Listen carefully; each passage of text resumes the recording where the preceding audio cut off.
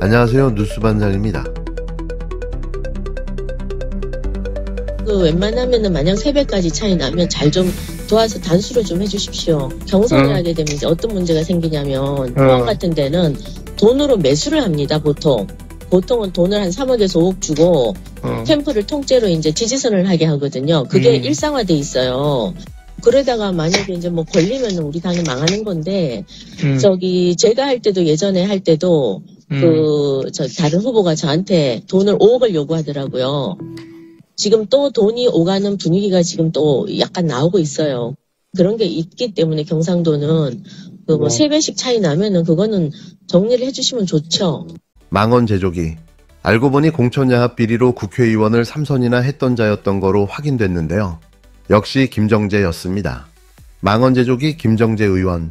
이번엔 단순한 말실수를 넘어선 심각한 공천 비리 의혹까지 휘말렸습니다. 호남에서는 불안나냐라는 망언으로 국민적 공분을 일으킨 것도 모자라 이제는 본인의 입으로 공천 거래와 금전 요구가 있었다고 실토한 건데요. 이런 자가 무슨 국민을 대표하는 국회의원을 한다고 할까요? 김정재는 언론과의 통화에서 호남에서 불안나나라는 발언을 본인이 한 사실을 시인했는데요.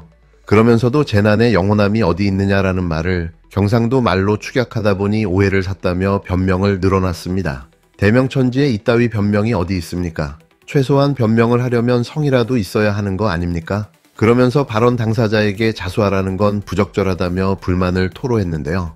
가관도 이런 가관이 없는 거죠. 민주당에서 자수를 촉구한 건 국민 앞에 직접 사과할 수 있는 마지막 기회를 준 거였는데요. 그런데도 마치 마녀 사냥의 피해자인 양 억울함을 늘어놓는 모습에 정말 기가 막힐 뿐입니다. 그런데 더 큰 문제는 따로 있었습니다. 제가 지난주 최고위원회의에서 호남에서는 불 안 나나 이 발언에 대해 문제 제기를 하면서 망언의 당사자를 찾아 나섰는데요. 그 주인공은 예상대로 국민의힘 김정재 의원이었습니다. 언론과 통화에서 그 발언을 한 사실을 본인이 인정을 한 것인데요. 산불 특별법 표결 당시에 조국혁신당 의원들이 기권표를 던졌는데 그걸 지적하려고 재난에 영호남이 어디 있느냐라는 말을 경상도 말로 짧게 축약하다 보니 오해를 산 것 같다 이렇게 말했습니다. 이따위 변명이 어디 있습니까? 김정재 의원은 발언 당사자가 저인 줄 알면서도 자수하라는 등 게임하듯 하는 것은 부적절하다 불만을 토하기도 했는데요. 민주당에서 자수를 촉구한 것은 국민께 직접 사과드릴 수 있는 마지막 기회를 드린 겁니다. 저희가 이름을 이야기했으면 고소고발 좋아하는 정당에서 논점 흐리기 위해서 무슨 짓이든 했겠죠. 그런데 마치 마녀 사냥의 피해자가 된 것처럼 억울함을 토로하는 것을 보니까 정말 그냥 넘어가면 안 되겠다 싶어서 제가 이것저것 좀 찾아봤더니 3선 김정재 의원이 국회의원이란 자리를 어떻게 얻게 됐는지 알만한 영상이 하나 발견됐습니다. 그것도 9월 초순 보도인데요. 제22대 총선을 앞둔 지난 2024년 1월 31일 이 공천 문제를 두고 김정재 의원이 당시 공천관리위원이었던 이철규 의원과 통화를 한 내용입니다. 웬만하면 단수를 해달라라면서 이 공천 야합을 시도하고 또 본인 지역구에서는 후보들 간에 3억에서 5억 원에 달하는 금전이 오간다라는 매우 충격적인 발언이 들어있습니다. 아니, 증언이겠죠. 공천에 돈이 오간다는 소문은 들어본 적이 있긴 하지만 이렇게 본인의 입으로 실토를 하니까 좀 당혹스럽습니다. 이 발언을 들은 경상도, 특히 포항 지역 국민들은 도대체 무엇이 되는 겁니까? 김정재 의원이 3선을 하는 동안 이 지역 정가에선 무슨 일이 있었던 겁니까? 이 발언의 진위를 따져 묻지 않을 수가 없습니다. 누가 김정재 의원에게 5억 원을 요구했는지, 그 돈은 실제로 오고 갔는지, 일반적으로 오간다는 공천 야합의 대가 3억에서 5억 원의 진위를 포함해서 국민의힘 공천 야합에 대한 수사당국의 수사를 강력하게 촉구하는 바입니다. 또 국민의힘도 공천을 돈 주고 사는 정당이라는 오명을 뒤집어쓰기 싫다면은 지난 총선 공천에 이런 사례가 또 없었는지 전수조사를 해야 합니다. 아울러 이러한 일들을 알고도 오히려 이를 이용해서 공천 거래를 시도했던 김정재 의원은 공천 야합에 대해 전 국민에게 소상히 진술을 해야 될 것입니다. 29일 민주당 최고위원회의에서 한준호 최고위원이 국힘당 김정재 의원이 어떻게 3선 의원 자리를 얻게 됐는지 보여준다며 녹취를 공개했는데요. 사실 이 녹취는 지난 9월 8일 뉴스타파 보도로 알려졌습니다. 하지만 레거시 미디어가 보도를 하지 않으면서 묻혀버렸던 특종이었는데요. 이번에 제대로 보도된 거죠. 이 녹취는 지난 2024년 1월 31일 제22대 총선을 앞두고 공천 문제와 관련해 이철규 당시 공천관리위원과 나눈 통화 내용이었습니다. 이 녹취에서 김정재 의원은 웬만하면 단수 공천을 해달라며 공천 야합을 시도했는데요. 더 충격적인 건 포항 지역에서는 공천을 두고 3억에서 5억 원 정도의 금전이 오가는 게 일상화돼 있다는 발언이었습니다. 심지어 본인도 과거 다른 후보가 5억 원을 요구했다고 실토까지 했는데요. 국힘당 텃밭이라는 지역구에서 돈만 있으면 누구나 뒷거래로 국회의원이 될 수 있었던 겁니다. 아니 이게 대체 무슨 정당일까요? 공천이 돈으로 사고 파는 물건입니까?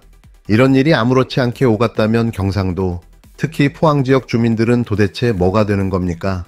김정재가 자신의 입으로 직접 털어놓은 이 실토는 단순한 소문이 아니라 증언인데요. 누가 5억 원을 요구했는지, 그 돈은 실제로 오갔는지, 공천 거래의 실체는 무엇인지 수사당국이 반드시 규명해야 합니다. 국힘당도 공천을 돈으로 사고 파는 정당이라는 오명을 벗고 싶다면 총선 공천 전 과정을 전수조사해야 할 텐데요. 그렇지 않으면 이건 단순한 개인 비리가 아니라 당 전체의 부패로 굳어질 수밖에 없습니다. 그리고 김정재는 본인이 입으로 실토한 만큼 이제 국민 앞에 낱낱이 밝히고 책임져야 할 텐데요. 망언에 이어 공천 비리 의혹까지 불거진 상황에서 더는 변명과 억울하다는 타령은 통하지 않습니다. 이쯤 되면 의원직 사퇴가 아니라 정계 은퇴가 마땅한 수준인데요. 국민을 기만하고 정치를 장사판으로 만든 대가 반드시 치러야 할 겁니다. 그런데 과연 이런 공천 장사가 김정재 하나뿐이었을까요? 궁금하신 분들은 뉴스타파 보도에서 김정재를 검색해 보시면 자세한 내용을 보실 수 있습니다. 우리는 기본적으로 국가 시스템이 정상적으로 작동하고 있을 것이다라는 전제하에 향후 운영을 잘하고 또 더 나은 정책을 만들면 된다고 판단하고 있었던 것 같은데 곳곳이 아예 국가 운영 체계가 문제가 있는 것 같습니다. 전 부처가 나서서 최소한 안전 보안 시설에 관한 부분은 아예 밑바닥부터 원점에서부터 혹여라도 문제가 없는지 근본적인 조사를 전 부처를 통해서 전 시설에 대해 최대한 신속하게 조사해 보시기를 바랍니다. 언제나 안전이나 보안 문제는 과하다 싶을 정도로 대비하는 게 맞습니다. 돈이 든다는 이유로 또는 다른 불편함이 있다는 이유로 필요하지만 하지 않는 것은 결코 용인될 수 없는 일입니다. 제가 이걸 계속 보면서 느끼는 느낌이 그런 거예요. 당연히 알았을 것 같아요.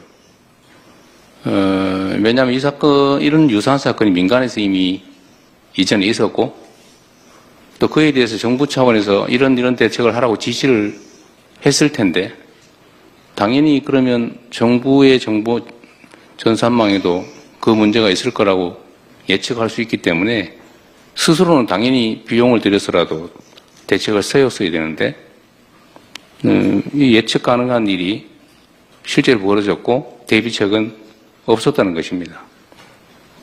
그 대비책이 작동을 안 한 게 아니라 아예 없었다는 거예요. 그게 이해가 되지가 않습니다. 각 전 부처를 독려해서 혹이라도 이런 보안 안전 문제에 관한 한은 다시 한번 말씀드리지만 원점에서부터 기초부터 철저히 점검해서 혹이라도 문제 요인이 있는지를 다 조사해 주시기 바랍니다. 예견된 참사가 현실이 됐습니다. 대전 국가정보자원관리원 화재로 정부24와 모바일 신분증을 비롯한 국가 핵심 서비스가 통째로 마비됐는데요. 국민들의 일상이 순식간에 무너져 내린 거죠.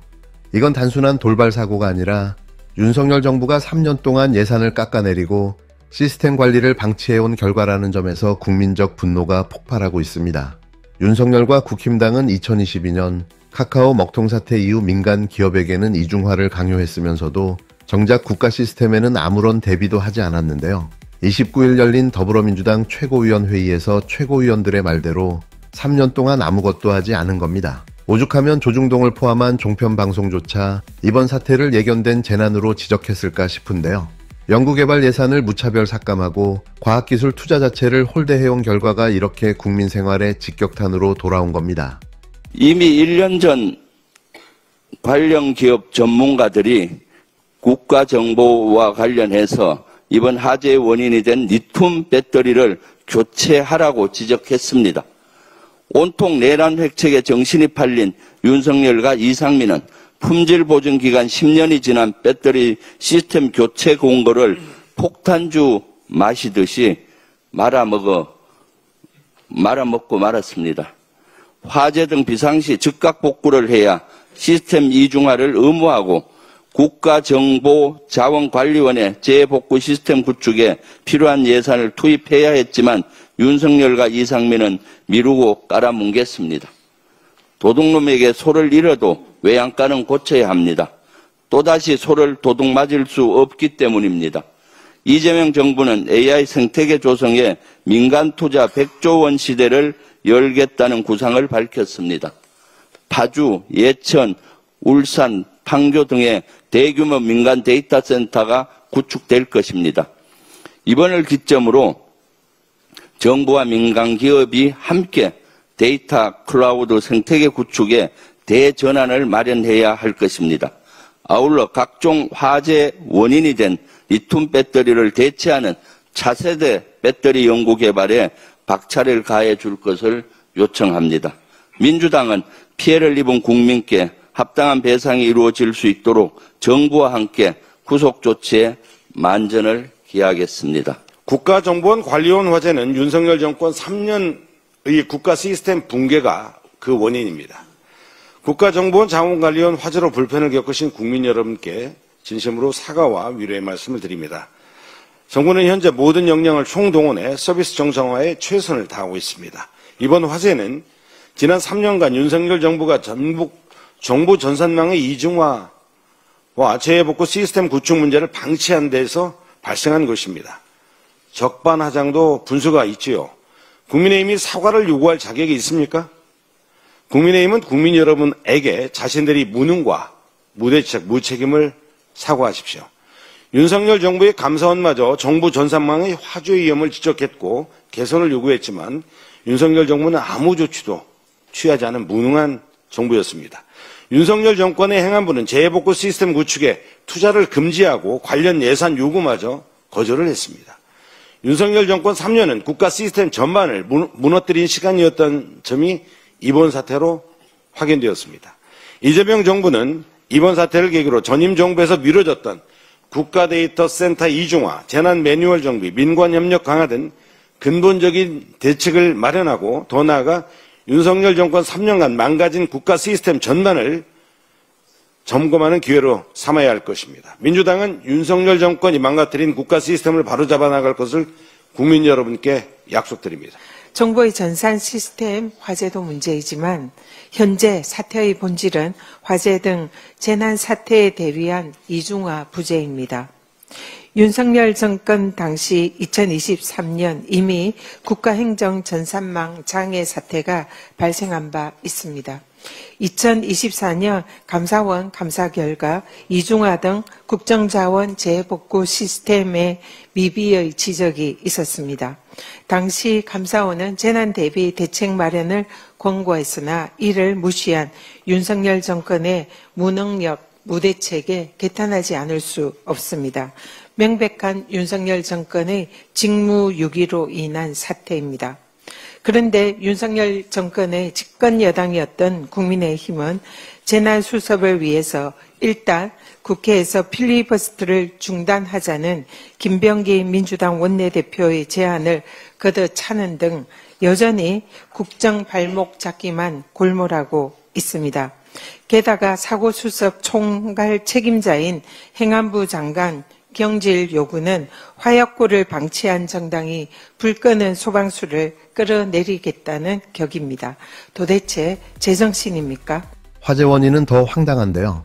무정전 전원장치에 사용된 리튬이온 배터리에서 불이 시작됐는데 이미 전문가들이 교체를 권고했던 10년 이상 된 배터리를 그대로 방치하다가 결국 터진 겁니다. 윤석열과 이상민은 이 문제를 알고도 돈이 든다는 이유로 외면했는데요. 폭탄주를 말아마시듯 국민 안전을 말아먹은 셈인 거죠. 결과는 참담합니다. 640여 개의 서비스가 중단됐고 윤석열 정부가 공언했던 3시간 내 복구 약속은 처참하게 무너졌는데요. 재난복구 시스템은 애초에 존재조차 하지 않았던 겁니다. 이중화 시스템 역시 마찬가지인데요. 민간에는 강요했던 그 이중화가 정작 국가 전산망에는 없었던 거죠. 백업 서버는 같은 건물 안에 있어 불길 앞에 속수무책이었고 광주나 대구 센터로의 자동 전환도 이루어지지 않았습니다. 대전과 공주 센터 간 이중화 사업은 예산을 이유로 차일피일 미뤄졌는데요. 결국 윤석열 정부가 약속했던 일이 등급 핵심 시스템 전면 이중화는 거짓말이었습니다. 3년 전 카카오 사태를 두고 민간의 책임을 떠넘기던 윤석열 정부가 스스로 같은 실수를 자초한 겁니다. 이재명 대통령은 국무회의에서 예측 가능한 일이 실제로 벌어졌는데 대비책이 아예 없었다. 그게 이해가 되지 않는다라며 전부처 원점 점검을 지시했는데요. 언제나 안전은 과하다 싶을 정도로 대비하는 게 맞다고 지적했습니다. 결국 윤석열 정권은 돈이 든다는 이유로 국민의 생명과 안전을 도박판에 올려놓았던 거죠. 더불어민주당은 이번 사태를 윤석열 정권의 직무유기로 규정했는데요.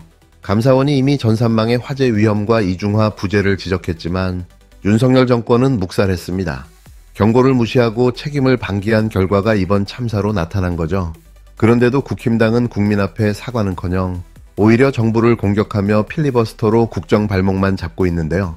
도둑놈에게 소를 잃어도 외양간은 고치는데 윤석열과 국힘당은 외양간조차 태워먹고 국민을 기만하고 있는 겁니다. 이번 화재는 화재 자체가 문제가 아닌데요. 국가 시스템 전체가 붕괴돼 있었다는 게 더 큰 문제인 거죠. 윤석열 정권 3년은 국가 시스템이 무너진 시간이었다는 사실이 명백하게 드러났는데요. 이건 천재지변이 아니라 윤석열 정부가 키운 인재입니다.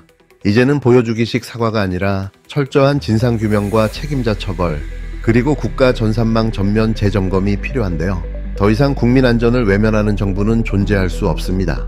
윤석열 정권의 무능과 방치가 불러온 이번 참사는 반드시 책임을 끝까지 물어야만 합니다.